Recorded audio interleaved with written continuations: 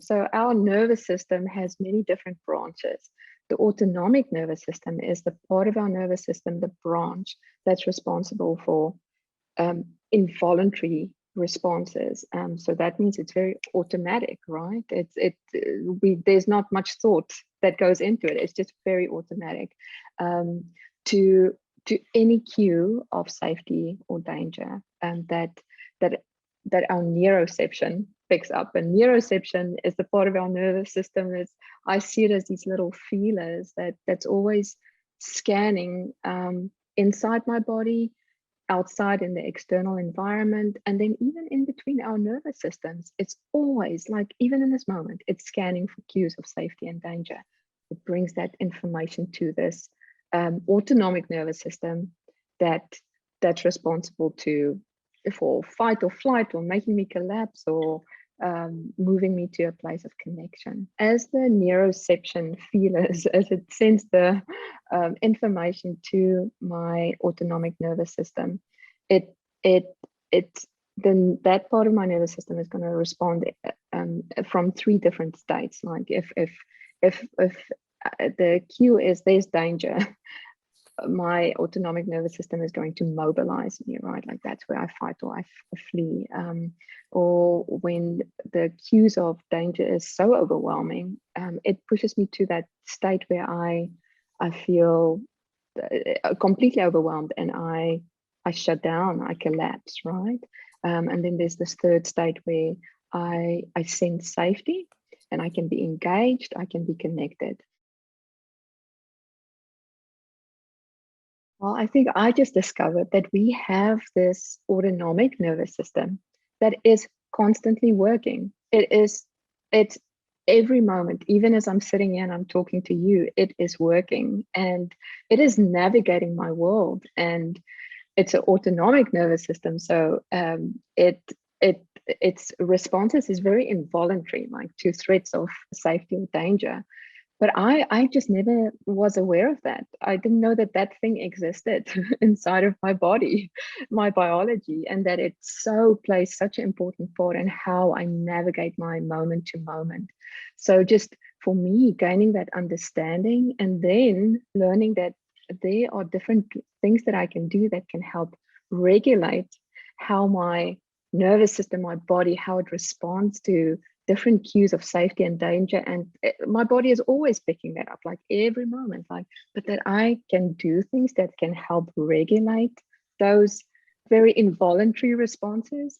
That was just really meaningful, helpful to me. And I've been applying it to myself a lot. And I was so surprised to just see how my clients just immediately gravitated to it. They were just so surprised to know that, hey, this thing is happening in my body all of the time. And so I think that was just so helpful for them to understand, oh, my body works in this way.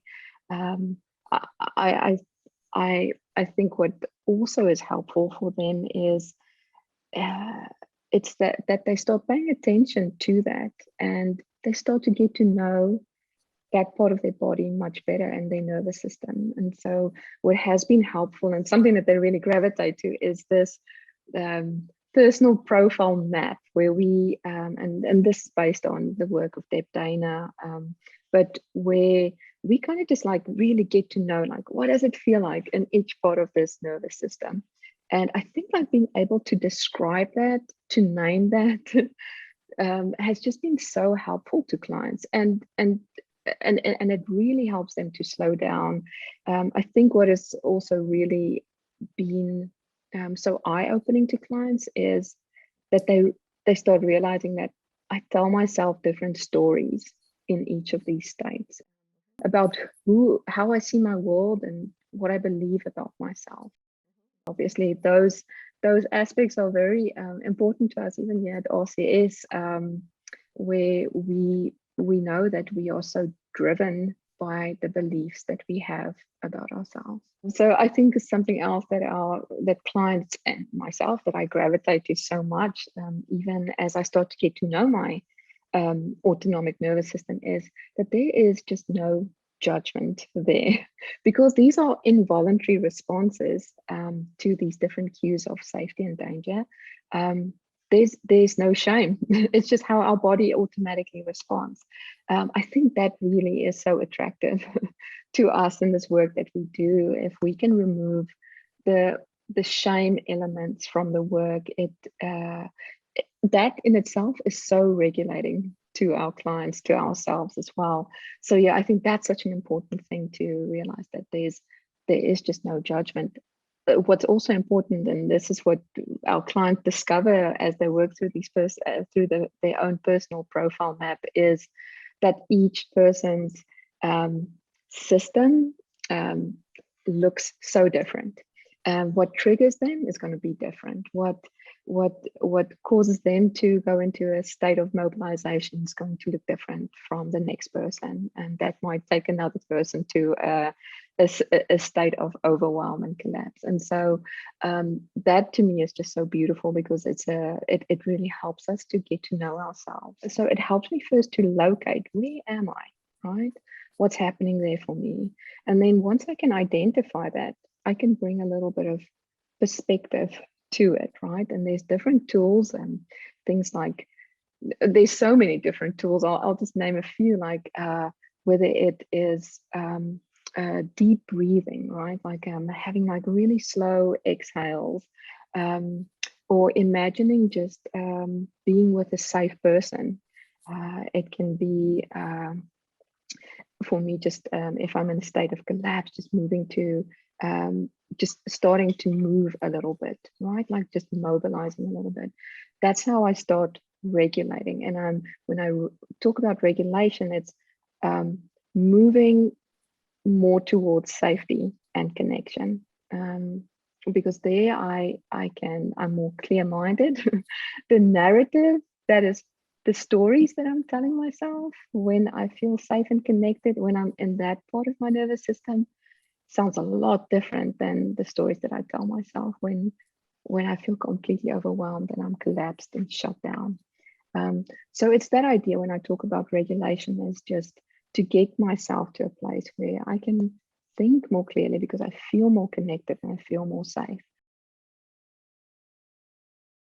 In terms of helping them fill out this personal profile map, like, I think as I start just talking them through the different states and providing that psychoeducation, the understanding of what each of these states look like, I check with them, like if something, as I was talking about these 3 different states, if something came up for them as I was talking through that. Was there something that kind of just came to the surface for you as I talked about the state of mobilization, where there's a sense of danger or where you feel connected and safe?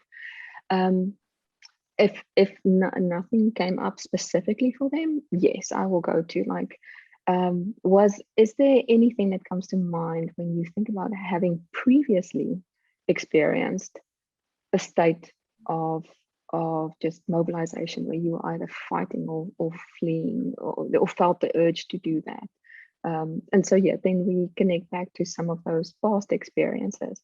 I found that even as I talk through it, I can even see some of the lights going on as I describe the different states. And so that by the time that I ask about it, oftentimes clients are already saying, well, when you said that, this came to mind. And then we just stay with that experience, that memory, or whether it's even just a visual that comes up for them. And we flesh it out a little bit more, just trying to see what are some of the emotions, the body sensations, the beliefs about self, the behavioral urges that go with that. I have them write it down, and I oftentimes just even ask them to just sit with that for, after our session, to sit with that for the week and just be mindful of that and add anything to the map that they are noticing as they become more aware of these states being triggered.